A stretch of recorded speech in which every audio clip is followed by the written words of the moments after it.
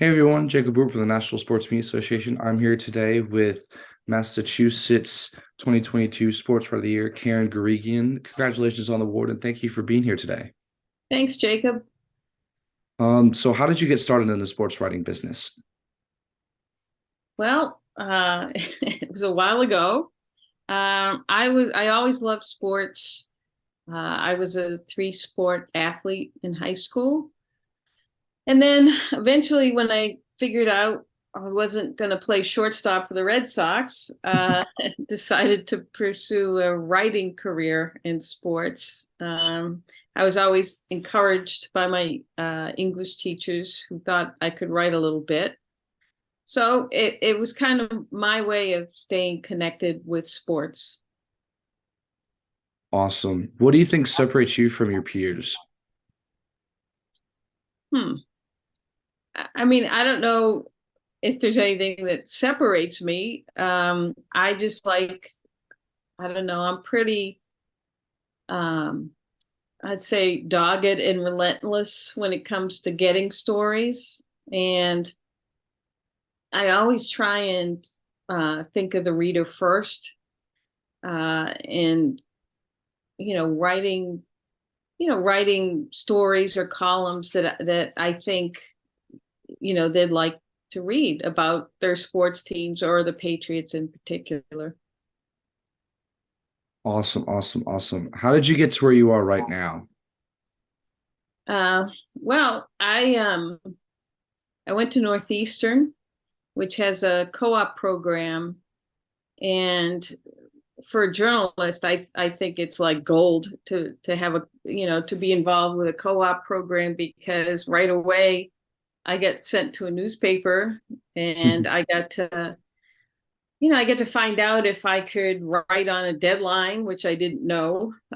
Going through, it's one thing to write this great prose when you have all day and all week or all day, all month to put a paper together.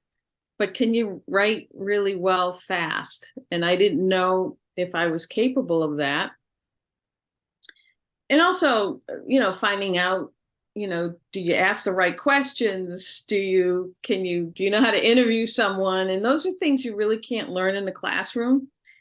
So I did, my co-op job was at the Lowell Sun in Massachusetts, and it was a great teaching ground and learning ground. And um, before I got out of school, I actually interviewed at the Herald for a sports job, even though I actually really hadn't covered sports while I was at Lowell. I did everything else. I was like the police fire reporter. I was chasing bad guys most of the time. But eventually, I did get to sports, and the Herald hired me part time before I got out of school, so we had a little bit of a feeling out process. And when I graduated, they hired me full time.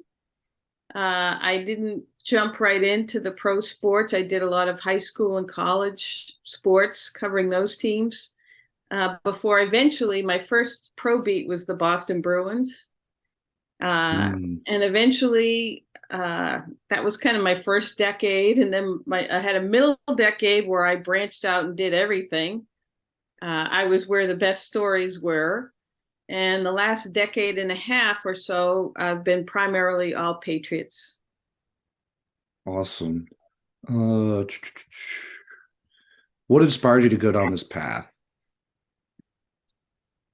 Well, as I said, I really enjoyed playing sports.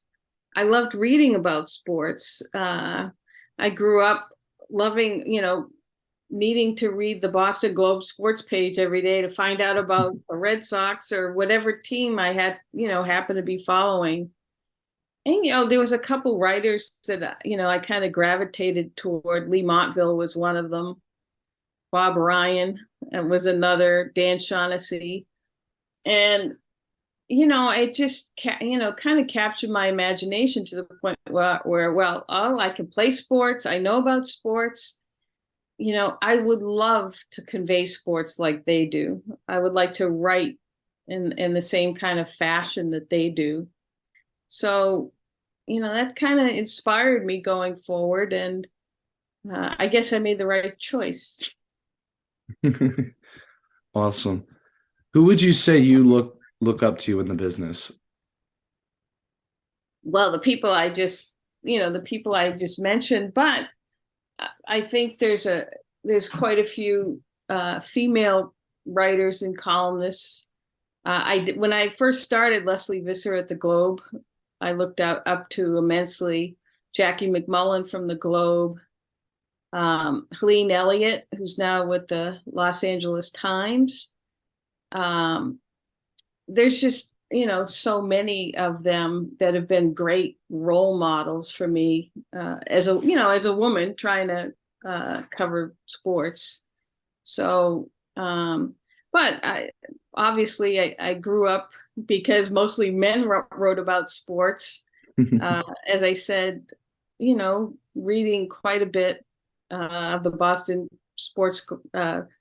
Globe sports pages, basically cover to cover. Awesome. Last question. What advice do you have for students or young people like me who want to go into this business? Well, I would avoid newspapers, number one. And it's sad that I say that, because to me, there's nothing like opening up a newspaper and reading it, having it in front of you. And it's just a whole different experience and kind of flipping through the web for stories or whatever. But unfortunately, newspapers are dying because, people can get their information on the internet. And, in some cases, they don't have to pay for it. So it's sad, but the newspaper industry is, I don't know how much longer you're going to see newspapers. I hope it's for a long time.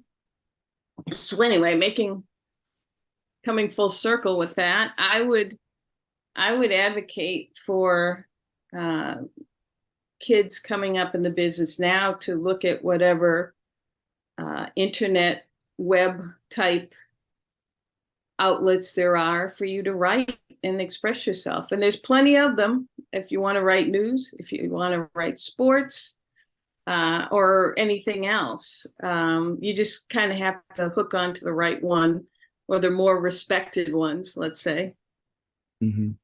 Awesome. Well, thank you for your time today, and I hope to see you in person at the awards this June. Yeah, that's great. I hope to see you too, Jake. Awesome. Thank you so much. You got it.